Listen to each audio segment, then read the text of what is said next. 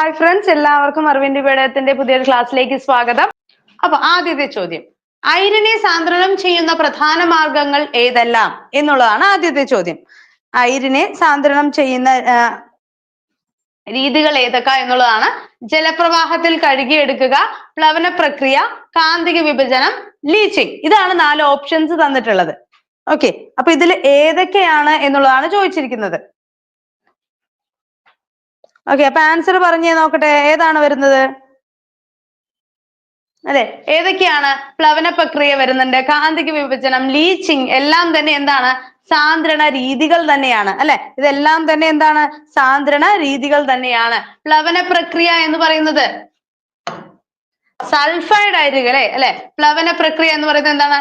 Sulphide അയിരുകളെ സാന്ദ്രണം ചെയ്യുന്ന രീതിയാണ് ഏതെന്ന് പറഞ്ഞ പ്ലവന പ്രക്രിയ. ഇപ്പൊ നമ്മുടെ അവക്ഷിപ്തങ്ങൾക്ക് അല്ലെങ്കിൽ ഈ പറയുന്ന അയിരല്ലാത്ത വസ്തുക്കൾക്ക് എന്താണ് സാന്ദ്രത കൂടുതലും, അതേപോലെ തന്നെ നമ്മുടെ അയിരിന് സാന്ദ്രത കുറവുമാണെങ്കിൽ അത്തരത്തിലുള്ള സൾഫൈഡ് ഓറുകൾക്കാണ് അങ്ങനെ വരിക. അല്ലെ, അപ്പൊ അതിനെ ഫ്രോത്ത് ഫ്ലോട്ടേഷൻ എന്ന് പറയും. അല്ലെ, പതപ്പിച്ചിട്ട് അതിനെ മേലേക്ക് മാറ്റി ആ പതയെ റിമൂവ് ചെയ്ത് മാറ്റിയെടുത്ത് ശുദ്ധീകരിക്കുന്ന രീതിയാണ് ഏതെന്ന് പറയുന്നത് പ്ലവന പ്രക്രിയ എന്ന് പറയുന്നത്. സാധാരണയായിട്ട് എന്ത് ചെയ്യാറുണ്ട് മക്കളെ? ഈ പ്ലവന പ്രക്രിയ വഴി സെപ്പറേറ്റ് ചെയ്യുന്നത് സൾഫൈഡ് ഓറുകളെയാണ്. കാന്തിക വിഭജനം എന്ന് പറയുന്നത് നമ്മുടെ മാഗ്നറ്റൈറ്റ് പോലെയുള്ള കാന്തിക സ്വഭാവമുള്ള അയിരുകളിൽ നിന്നും നമ്മളുടെ എന്താണ് നമ്മുടെ മെറ്റലിനെ വേർതിരിച്ചെടുക്കാനായിട്ടാണ് എന്താണ് കാന്തിക സ്വഭാവമുള്ള, അതായത് നമ്മുടെ ഇരുമ്പിന്റെ ഒക്കെ അയിരുണ്ട് അല്ലെ, ഇരുമ്പിന്റെ ഒക്കെ അയിരിനെയൊക്കെ വേർതിരിക്കാൻ മാഗ്നറ്റൈറ്റ് ഒക്കെ പോലെയുള്ള ഇരുമ്പിന്റെ അയിരിനെ വേർതിരിച്ചെടുക്കാനാണ് കാന്തിക വിഭജനം ഉപയോഗിക്കുന്നത്. ഈ ലീച്ചിങ് എന്ന് പറയുന്നത് എല്ലാ പരീക്ഷകൾക്കും സാധാരണ ചോദിക്കുന്ന ഒരു ചോദ്യമാണ് ലീച്ചിങ്. അല്ലെ, അപ്പൊ ലീച്ചിങ് എന്ന് വെച്ചാൽ എന്താണ്? ഈ ബോക്സൈറ്റ് ഉണ്ട് അല്ലെ, നമ്മുടെ ബോക്സൈറ്റ്, അതായത് നമ്മുടെ അലുമിനിയത്തിന്റെ ഒക്കെ അയിരായിട്ടുള്ള ബോക്സൈറ്റ്, ഇതിന്റെ സാന്ദ്രണ രീതിയാണ് ഏതെന്ന് പറയുന്നത് നമ്മുടെ ലീച്ചിങ് എന്ന് പറയുന്നത്. ഓക്കെ, അടുത്ത ചോദ്യം, താഴെ തന്നിരിക്കുന്നവയെ ചേരുംപടി ചേർക്കുക എന്നുള്ളതാണ്. അപ്പൊ ഈ പറയുന്ന ആ ഒരു മൂലകവും അതിന്റെ അയിരും തമ്മിൽ നമ്മൾ എന്ത് ചെയ്യണം? ചേരുംപടി ചേർക്കണം ട്ടോ. അപ്പൊ ലിഥിയത്തിന്റെ അയിരുകൾ ഏതൊക്കെയാണെന്ന് പറഞ്ഞേ നോക്കട്ടെ. ലിഥിയത്തിന്റെ അയിരുകൾ ഏതൊക്കെയാണെന്ന് പറഞ്ഞേ നോക്കട്ടെ. അല്ലെ, പെറ്റാലൈറ്റ്, അതേപോലെ തന്നെ ലിഥിയത്തിന്റെ അയിരാണ് എന്ത്? പെറ്റാലൈറ്റ്, ഡോളുമിനേറ്റ്, അതേപോലെ തന്നെ ലെപ്പോഡോളൈറ്റ്, സ്പോട്ടുമൈൻ, അല്ലെ, സ്പോട്ടുമൈൻ, ഇതൊക്കെ എന്താണ്? സ്പോട്ടുമൈൻ, ഇതൊക്കെ ഏതാണ്? പെറ്റാലൈറ്റ്, ലിഥിയത്തിന്റേതാണ്. സോഡിയത്തിന്റെ അയിരാണ് നമ്മുടെ ചില്ലി സാൾട്ട്പീറ്റർ എന്നൊക്കെ പറയും അല്ലെ, അതേപോലെ തന്നെ റോക്ക് സാൾട്ട്, അല്ലെ, കല്ലുപ്പ് എന്നൊക്കെ വേണമെങ്കിൽ നമുക്ക് പറയാം. ചില്ലി സാൾട്ട്പീറ്റർ, ഇതൊക്കെ എന്താണ്? സോഡിയത്തിന്റേതാണ്. പൊട്ടാസ്യത്തിന്റെ ഏതാണെന്ന് അറിയാവോ? പൊട്ടാസ്യത്തിന്റെ ഏതാണെന്ന് അറിയാവോ? സോൾട്ട് പീറ്റർ, സിൽവിൻ, കാർണലൈറ്റ് ഒക്കെ എന്താണ്? കാർണലൈറ്റ്, സിൽവിൻ, കാർണലൈറ്റ്, അതേപോലെ തന്നെ എന്താണ്? സോൾട്ട് പീറ്റർ, ഇതൊക്കെ എന്താണ്? പൊട്ടാസ്യത്തിന്റെ അയിരുകളാണ്. മഗ്നീഷ്യത്തിന്റെ അയിരാണ് മാഗ്നസൈറ്റ് എന്ന് പറയുന്നത്. മാഗ്നസൈറ്റ്, ഡോളമൈറ്റ് എന്താണ്? ഇതിന്റേതാണ്. ഓക്കെ, അപ്പൊ നമ്മുടെ ഉത്തരം എങ്ങനെയാ വരിക? 1D, 1C, 2D, 3B, 4A, അല്ലെ, ഓപ്ഷൻ എ ആണ് നമ്മുടെ ഉത്തരം വരുന്നത്. അടുത്ത ചോദ്യം, പദാർത്ഥത്തിന്റെ ഏറ്റവും ചെറിയ കണമാണ് ആറ്റം. ഇത് കണ്ടെത്തിയ ശാസ്ത്രജ്ഞൻ ആര്? അല്ലെ, പദാർത്ഥത്തിന്റെ ഏറ്റവും ചെറിയ കണമാണ് ആറ്റം. ഇത് കണ്ടെത്തിയത് ആരാണ്? നമ്മുടെ ജോൺ ഡാൾട്ടൺ ആണ്. പദാർത്ഥത്തിന്റെ ഏറ്റവും ചെറിയ കണമാണ് ആറ്റം എന്ന് കണ്ടെത്തിയത് ആരാണ്? നമ്മുടെ ജോൺ ഡാൾട്ടൺ ആണ്. ഒരു പദാർത്ഥത്തിന്റെ എല്ലാ സ്വഭാവങ്ങളും ഉൾക്കൊള്ളുന്ന ഏറ്റവും ബേസിക് ആയിട്ടുള്ള കണമാണ് ആറ്റം. അല്ലെ, എല്ലാ സ്വഭാവവും ഉൾപ്പെടുന്ന ഏറ്റവും ബേസിക് ആയിട്ടുള്ള കണമാണ് ആറ്റം എന്ന് പറയുന്നത്. ആറ്റം എന്ന പദം ഉണ്ടാവുന്നത് ആറ്റമോസ് എന്നുള്ള ലാറ്റിൻ പദത്തിൽ നിന്നാണ്. അതിന്റെ അർത്ഥം എന്താണ്? വിഭജിക്കാൻ കഴിയാത്തത്. കാരണം ആദ്യകാലങ്ങളിൽ എന്ത് വിശ്വസിച്ചിരുന്നു? ഈ പറയുന്ന ആറ്റത്തെ വിഭജിക്കാൻ സാധിക്കില്ല എന്നാണ് വിശ്വസിച്ചിരുന്നത്.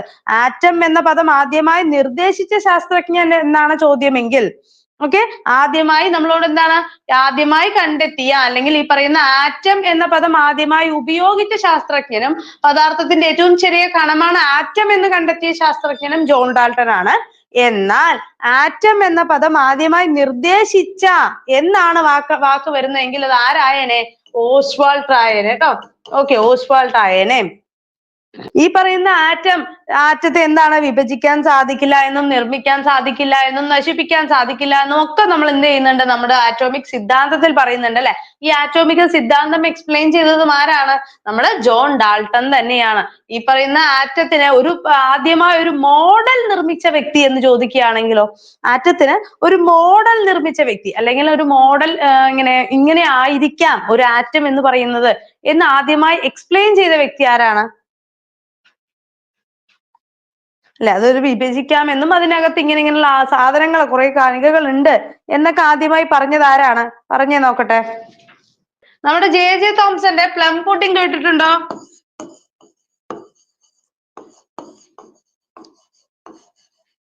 പ്ലം പുഡിംഗ് മോഡൽ എന്ന് കേട്ടിട്ടുണ്ടോ? എന്താണ് നമ്മുടെ പ്ലം പുഡിംഗ് മോഡൽ? ജെ തോംസന്റെ പ്ലം പുഡിംഗ് മോഡൽ. അദ്ദേഹം എന്താ പറഞ്ഞേ?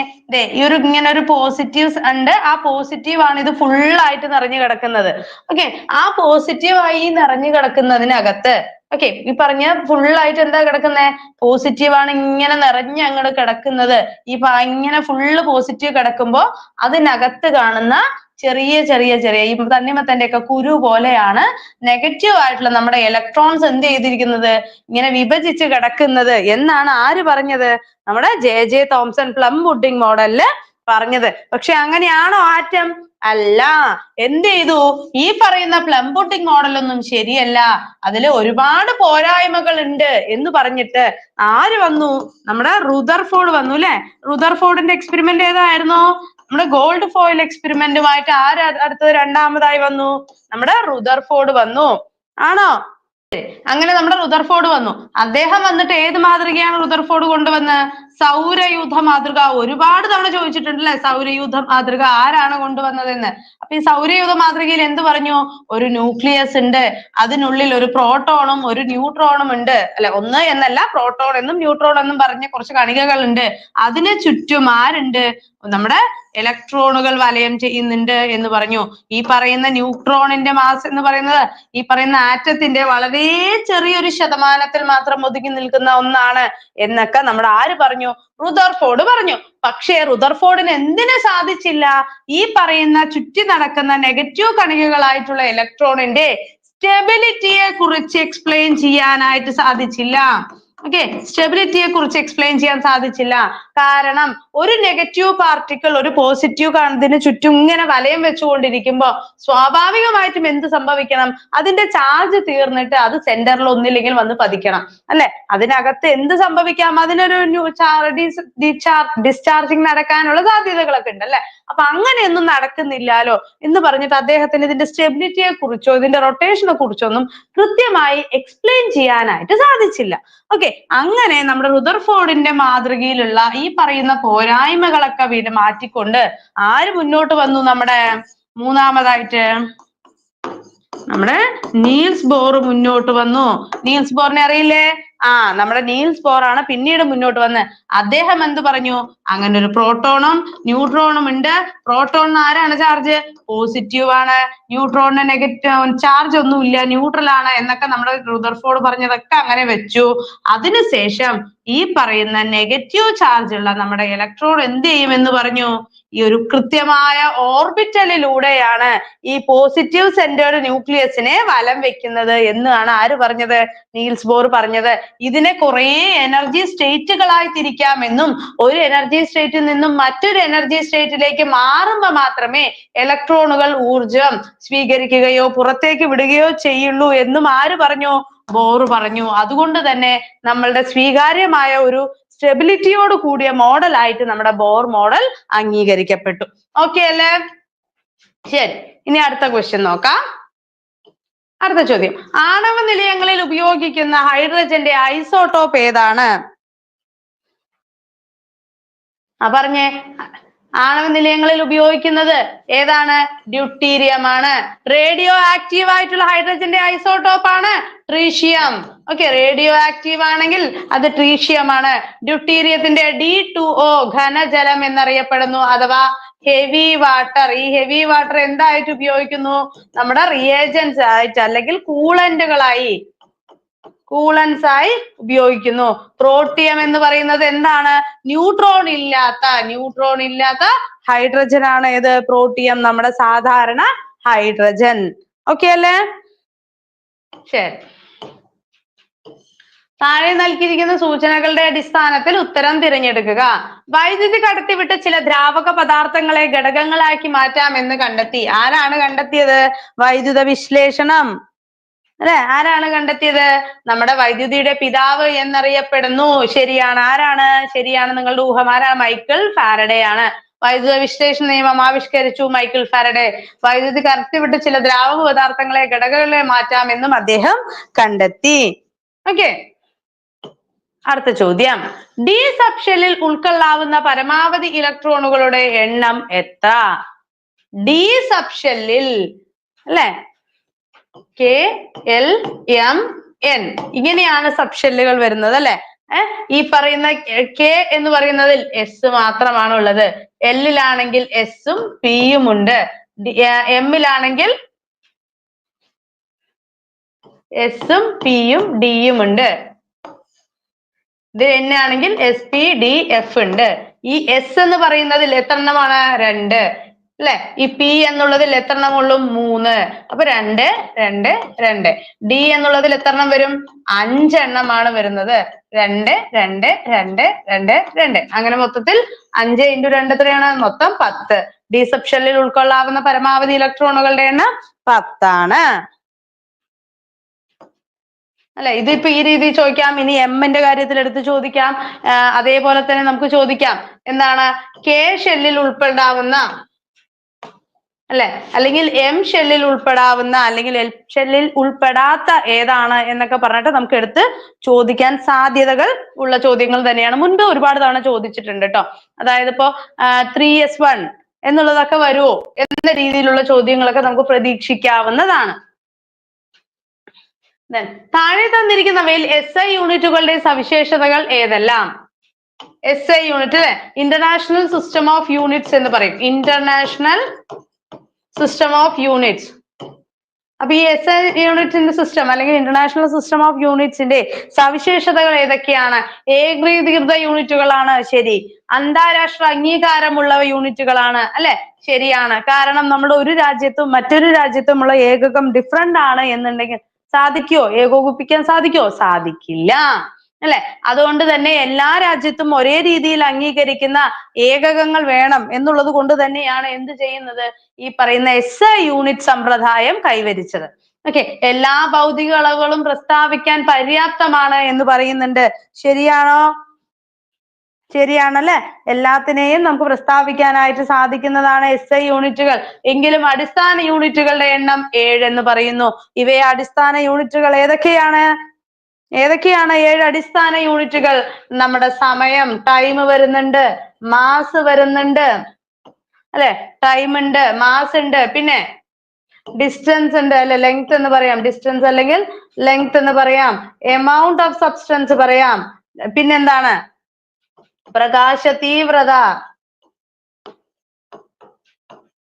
അല്ലെ. പ്രകാശ തീവ്രത വരുന്നുണ്ട്. അങ്ങനെ നമുക്ക് എന്താണ്? 7 എണ്ണമാണ് വരുന്നത്. എമൗണ്ട് ഓഫ് സബ്സ്റ്റൻസ് വരുന്നുണ്ട് അല്ലെ. ഇതൊക്കെ വളരെ ഇമ്പോർട്ടന്റ് ആയിട്ടുള്ള കാര്യങ്ങൾ തന്നെയാണ്. പ്രകാശ തീവ്രതയുടെ യൂണിറ്റ് കറണ്ട് വരുന്നുണ്ട് അല്ലെ. ആംപിയർ ആണ് യൂണിറ്റ് വരുന്നത്. ശരി. അടുത്തത് സദിശ അളവുകളിൽ ഉൾപ്പെടാത്തത് ഏത്? അളവുകളെ നമ്മൾ എത്രയായി തരംതിരിക്കും മക്കളെ? അളവുകളെ നമ്മൾ സദിശ അളവുകൾ എന്നും അതിശ അളവുകൾ എന്നും 2 ആയി തരംതിരിക്കാം അല്ലെ. പരിമാണത്തോടൊപ്പം അതായത് അതിന്റെ ക്വാണ്ടിറ്റിയോടൊപ്പം അതിന്റെ ദിശ കൂടി പ്രസ്താവിക്കണമെങ്കിൽ അതിനെ നമ്മൾ എന്തെന്ന് പറയും? സദിശ അളവുകൾ. ദിശയോട് കൂടിയ അളവുകൾ സദിശ അളവുകൾ. ഈ പരിമാണത്തോടൊപ്പം നമ്മൾക്ക് ദിശ കൂടി പ്രസ്താവിക്കാതെ എക്സ്പ്ലെയിൻ ചെയ്യാൻ സാധിക്കുന്ന അളവുകളെ നമ്മൾ അതിശ അളവുകൾ എന്ന് പറയും. ദിശയോടുകൂടി പ്രസ്താവിക്കുന്ന അളവുകൾ സദിശ അളവുകളാണെങ്കിൽ അതിൽ ഉൾപ്പെടാത്തത് ഏതെന്ന് ചോദിക്കുമ്പോൾ നമുക്ക് ഏതാണ് കണ്ടെത്തേണ്ടത്? എക്സ്പ്ലെയിൻ ചെയ്യാനായിട്ട് ദിശ ആവശ്യമില്ലാത്തവയാണ് ഇതിൽ കണ്ടെത്തേണ്ടത്. ഏതാണ്? സമയം അല്ലെ, സമയം പറയാൻ നമുക്ക് ആവശ്യമില്ല. ഇനിയോ പിണ്ഡം, മാസ് പറയാൻ ആവശ്യമുണ്ടോ? ഇല്ല. 3ഉം 4ഉമാണ് വരുന്നത്. 3ഉം 4ഉം ഓപ്ഷൻ സി ആണ്. പ്രവേഗം എന്താണ് പറയുന്നത്? സ്ഥാനാന്തരം അല്ലെ, യൂണിറ്റ് സമയത്തിൽ ഉണ്ടായ സ്ഥാനാന്തരമാണ് പ്രവേഗം എന്ന് പറയുന്നത്. സ്ഥാനാന്തരം എന്ന് പറയുന്നത് എന്താണ് മക്കളെ? നമ്മൾ അതായത് ഒരു നമ്മുടെ ആദ്യ സ്ഥാനവും അന്ത്യസ്ഥാനവും തമ്മിലുള്ള നേർരേഖാ ദൂരമാണ് സ്ഥാനാന്തരം, അല്ലേ? ആണല്ലേ? അതായത് ഈ പറയുന്ന നേർരേഖാ ദൂരം അതും എന്താണ്? ഒരു സദിശ അളവ് തന്നെയാണ്. പ്രവേഗം, സ്ഥാനാന്തരം, ത്വരണം, ഫലം ഇതെല്ലാം എന്താണ്? ആക്കം ഒക്കെ എന്താണ്? സദിശ അളവുകൾ തന്നെയാണ്. നമ്മൾ അദിശ അളവുകൾ സമയം പറയുന്നുണ്ട്, വേഗത പറയുന്നുണ്ട് അല്ലെ, അതേപോലെ പിണ്ഡം പറയുന്നുണ്ട്, ആർദ്രത പറയുന്നുണ്ട്. ഇതെല്ലാം എന്താണ്? അതൊക്കെ എന്തായിട്ട് പറയാം? നമുക്ക് അദിശ അളവുകളായി പറയാം. ശരി, അടുത്ത ചോദ്യം. താഴെ കൊടുത്തിരിക്കുന്നവയിൽ തെറ്റായ ജോഡി തിരിച്ചറിയുക. ഇതിൽ ഏതാണ് തെറ്റായ ജോഡി എന്ന് പറയണോട്ടോ. മൈക്കിൾ ഫാരഡെ, ചാർജ് ആണോ? അവര് തമ്മിൽ എന്തെങ്കിലും ബന്ധമുണ്ടോ? ഇല്ല. മൈക്കിൾ ഫാരഡെ, ഫാരഡ് ഏതിന്റെ യൂണിറ്റ് ആണ്? കപ്പാസിറ്റൻസ് ആണോ? കപ്പാസിറ്റൻസിന്റെ യൂണിറ്റ് ആണ് ഏതെന്ന് പറയുന്നത്? ഫാരഡ് എന്ന് പറയുന്നത്. ചാർജിന്റെ യൂണിറ്റ് എന്താണ്? കൂളോംബ് ആണ്. ആണോ? അപ്പോ ഈ കൂളോംബ് എന്നുള്ളത് എന്താണ്? നമ്മുടെ കുളോംബിനുമായി ബന്ധപ്പെട്ടതാണ്. ഫാരഡയുടെ പേരിന് എന്താണ് അവരുടെ ആദര സൂചകമായി നൽകിയത്? കപ്പാസിറ്റൻസിന്റെ യൂണിറ്റ് ആണ്. അപ്പൊ ആദ്യത്തെ തന്നെ തെറ്റാണ്. അലക്സാണ്ടർ ഗ്രഹാം ബെൽ അല്ലെ, ഡെസിബൽ എന്ന യൂണിറ്റ് ഉച്ചതയ്ക്ക് വേണ്ടി നൽകിയതാണ്. അത് ശരിയാണ്. ബ്ലേസ് പാസ്കൽ, പാസ്കൽ എന്തിന്റെയാണ്? മർദ്ദത്തിന്റേതാണ്, ആവൃത്തിയുടേതല്ല. ആവൃത്തി ഏതാണ് മക്കളെ? ഹേർട്സ് ആണ് അല്ലെ. ഹെൻറിച്ച് ഹേർട്സിനെ കേട്ടിട്ടുണ്ടോ? ശരി, അപ്പൊ അത് തെറ്റിപ്പോയി. Then James Prescott, joule, joule പ്രവൃത്തി, ഊർജം ഒക്കെ ജൂൾ ആണല്ലേ. അപ്പൊ അത് ശരിയാണ്. അപ്പൊ നമുക്ക് വരുന്നതിൽ തെറ്റായ ജോഡി ഇതിൽ ഏതൊക്കെയാണ്? 1ഉം 3ഉമാണ് തെറ്റായി വരുന്നത്. Option A. ഓക്കെ അല്ലേ? അടുത്ത ചോദ്യം.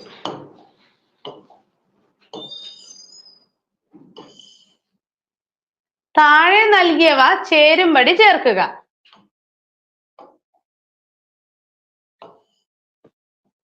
ഫലം, ബലത്തിന്റെ യൂണിറ്റ് എന്താണ്? ഇതിപ്പോ പറഞ്ഞതേ ഉള്ളൂ അല്ലെ നമ്മള്, ന്യൂട്ടൺ ആണ്.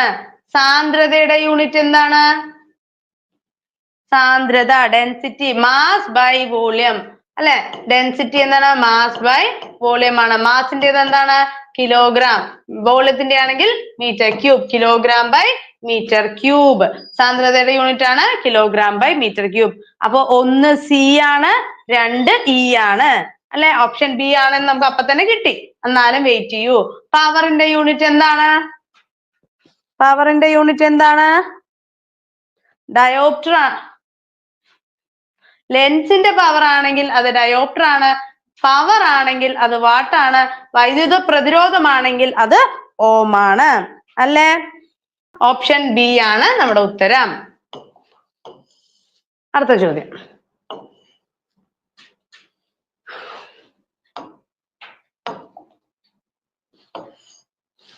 താഴെ കൊടുത്തിരിക്കുന്ന വസ്തുതകളിൽ മൂലകങ്ങളുടെ വർഗീകരണവുമായി ബന്ധപ്പെട്ട് ശരിയായവ തിരഞ്ഞെടുക്കുക.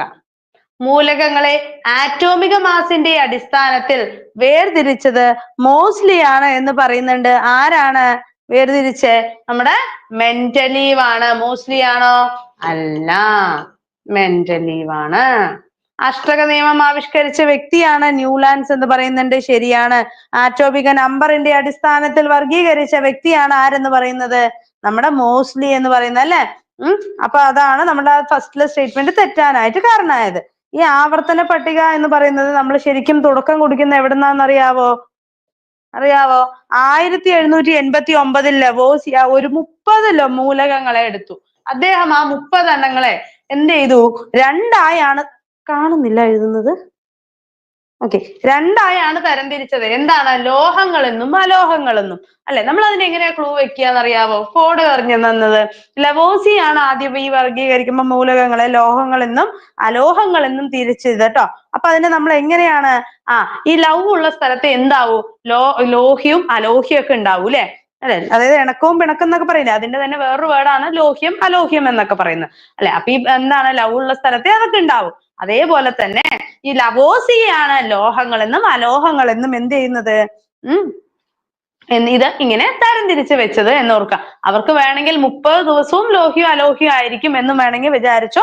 അപ്പൊ അതൊരു കോഡായിട്ട് 30 എണ്ണത്തിനെയാണ് അദ്ദേഹം ആദ്യമായി തരംതിരിച്ചത് എന്ന് കിട്ടാനായിട്ട് അത് മതിയാവും. ഇനി മൂലകങ്ങൾ അവയുടെ ആറ്റോമിക മാസിന്റെ ക്രമത്തിൽ വിന്യസിച്ച റഷ്യൻ ശാസ്ത്രജ്ഞനായിരുന്നു മെൻഡലീവ് എന്ന് നമ്മൾ പറഞ്ഞു അല്ലെ? അപ്പൊ മെൻഡലീവിന്റെ അതില് ആരോഹണ ക്രമത്തിലാണ് ആറ്റോമിക മാസിനെ നമ്മൾ എന്ത് ചെയ്തത്?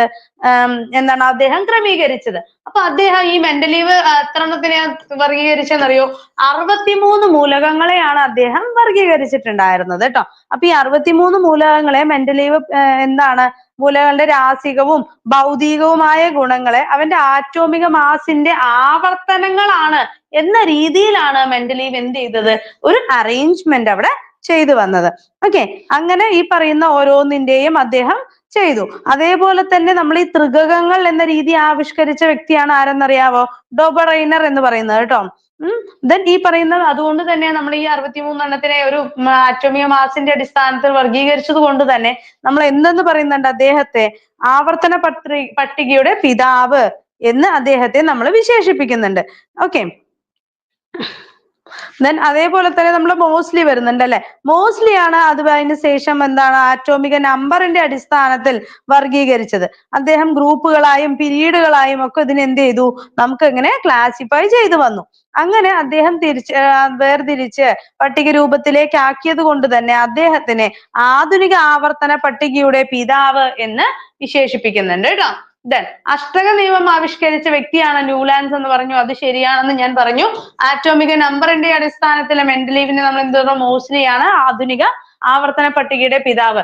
മെൻഡലീവിന്റെ ആവർത്തന പട്ടികയിൽ 63 മൂലകങ്ങളാണ് ഉള്ളത് എന്ന് പറയുന്നതും ശരിയായ പ്രസ്താവനയാണ് അല്ലെ? അപ്പൊ ശരിയായവ ഏതൊക്കെയാണ് എന്നാണ് നമ്മൾ ചോദിച്ചത് അല്ലെ? ഏതൊക്കെയാണ് ശരിയായിട്ടുള്ളത്? 2ഉം 4ഉം ശരിയാണ്. ഓക്കെ അല്ലേ?